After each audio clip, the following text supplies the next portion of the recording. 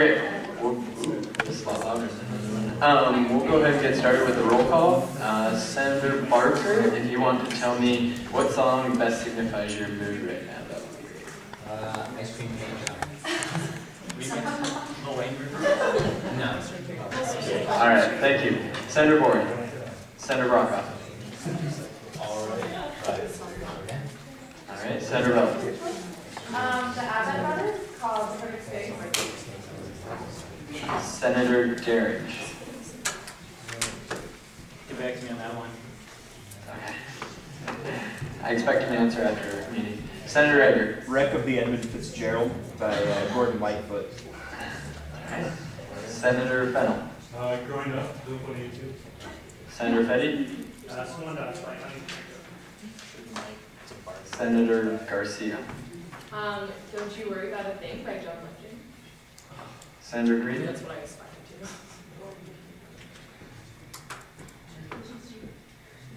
Okay, I don't see her. Okay, Senator Jacobs. Rocky Mountain High, because I'm skiing. Senator Jurgensen. Senator Kelly. Senator Mostek. Senator Painter. Well, just for Daggles, I got friends in low places. That's good. Senator Peterson. Okay. Senator Post. I have no idea, but I'm really tired, so if you can pick one that matches that. Senator Reddy. Anything by 07. Senator Rocker. Senator Solomon.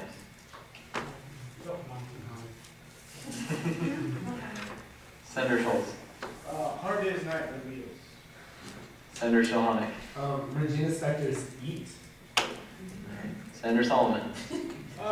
Anything from the fingerprint. Senator Steele. I don't know, maybe something from Oasis. Okay. Speaker Tiedemann. Just say for every dollar. Oh, Senator Wallace. I hate college by saying that. Senator White. Okay. Senator Whitsett. Okay. Senator Williams. Walking on Sunshine. All right. Good. I still like your lead. I don't know. I just downloaded Soul Sister, so like so. Okay. CFA chair. Memories by David Guetta and Kate Cudi. Okay. Recording Secretary France. Sleepyhead by Passion Pit. Okay. I will go with Think About It by Flight of the Conchords. Bye Bye Bye by ASUN. See you later. President Chris, or Collins.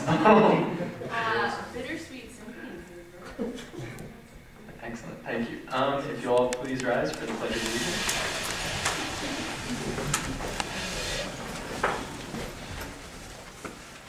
I pledge allegiance to the flag of the United States of America and to the republic for which it stands, one nation, under God, indivisible, with liberty and justice for all.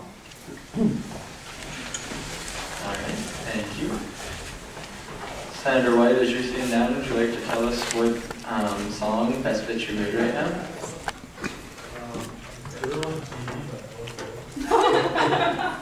Thank you. Excellent. Okay, with that, we will move to approval of the minutes if Marlene is up here yet, which she is not. We will move approval of the minutes to right before announcements. There are no appointments, so we'll move into open forum. Is there anybody wishing to speak in open forum? Okay. Yep, we have somebody from African Student Association, if you'd like to tell us what you're here for. Hi everybody, my name is African Culture. It's an event hosted here at the Union at the ballroom. We'll be having a variety of food from different countries in Africa, and African music, dances, and educational.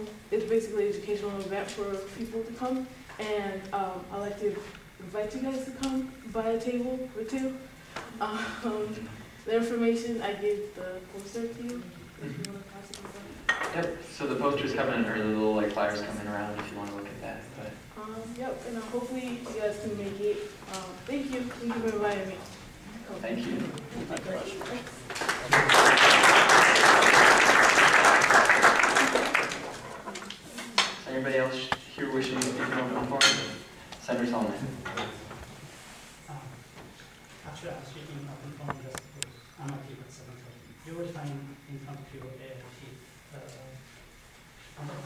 says the graduate student association, and between April 5 and April 16, graduate students will celebrate this graduate student association.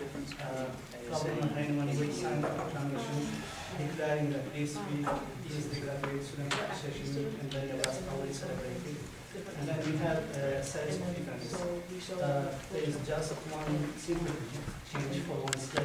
The event will be on this campus, not city campus. So just make some friends, but the students let them know that if you want to be any of the features or something. Just Okay, thank you. All right, with that, we will move to Craig Munier, with the Director of Scholarship and Financial Aid.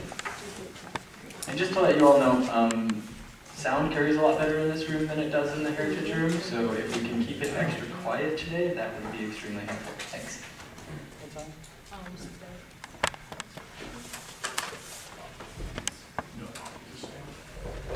Good evening.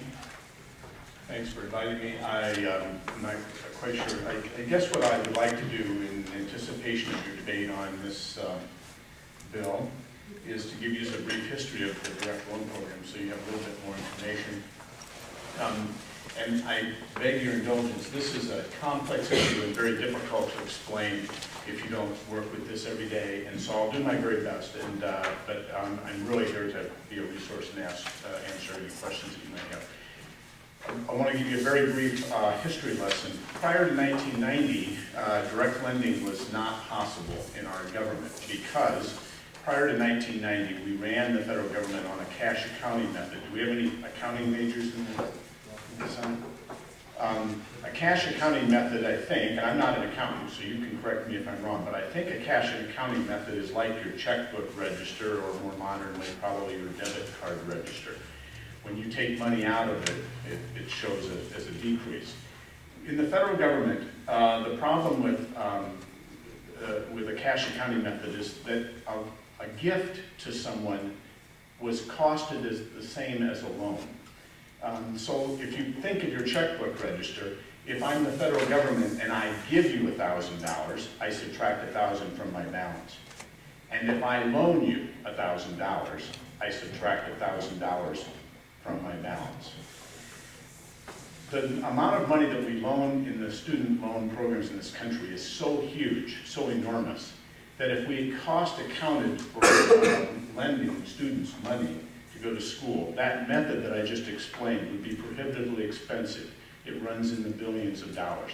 So how do we make loans to students without appearing to bankrupt the federal government? Prior to 1990, the only choice we had was to leverage private capital, and the way we did that was the federal government would pay a bank the cost of using their money plus a negotiated profit for that bank to loan money to you, the students.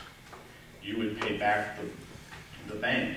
But if you failed to pay back the bank, the federal government would pay the bank back on behalf of you. So that's where the word guaranteed came from. It was guaranteed against loss. In 1990, something happened.